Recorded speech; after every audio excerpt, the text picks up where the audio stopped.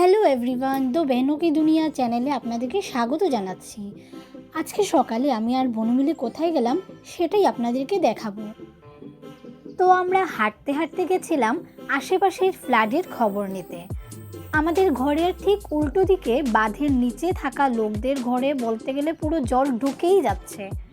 সব লোকেরা নিজেদের ঘরবাড়ি ছেড়ে অন্যত্র চলে যাওয়ার পুরো ব্যবস্থা করে নিচ্ছে।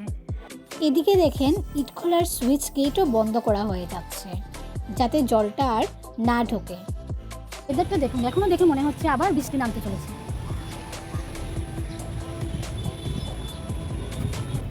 পুরো অন্ধকার করে আসছে, কালো মেঘটা দেখেন পুরো অন্ধকার কালো হয়ে আসছে। আবার পুরো ফ্লাড না হয়ে শান্তি নেই এই বছর, আবার মেঘলা আকাশ পুরো। সত্যি এভাবে যদি কন্টিনিউ বৃষ্টি হতে থাকে তাহলে অনেক বড় ফ্লাড হওয়ার থেকে কেউ আমাদের রক্ষা করতে পারবে না।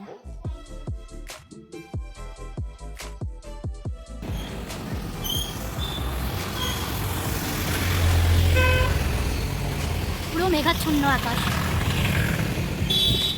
বাতাস চারিদিকে। তারপর আমরা চলে গেছিলাম শিলচরের অন্নপূর্ণা ঘাটের দিকে।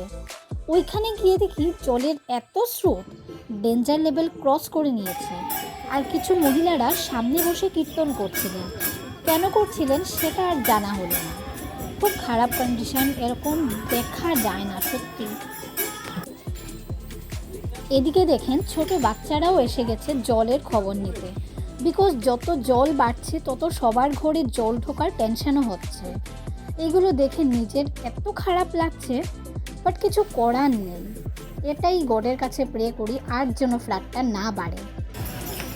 সত্যি এভাবে যদি কন্টিনিউ বৃষ্টি হতে থাকে তাহলে অনেকগুলো ফ্লাড হওয়ার থেকে কেউ আমাদের রক্ষা করতে পারবে না। দেখতে পাচ্ছেন আপনারা এত খারাপ কন্ডিশন, কতটুকু জল উপরে এসে গেছে বুঝাই যাচ্ছে না যে এরকম ভয়াবহ পরিস্থিতি ধীরে ধীরে হতেই চলেছে। আর যদি বৃষ্টি হয় তো অনেক জল বেড়ে যাবে। খুব খারাপ লাগছে সত্যি, অনেকটা দেখে এত খারাপ লাগছে এইভাবে জল। আজকের জন্য এ পর্যন্তই, দেখা হচ্ছে নেক্সট ভিডিওতে। সবাই ভালো থাকবেন, সুস্থ থাকবেন।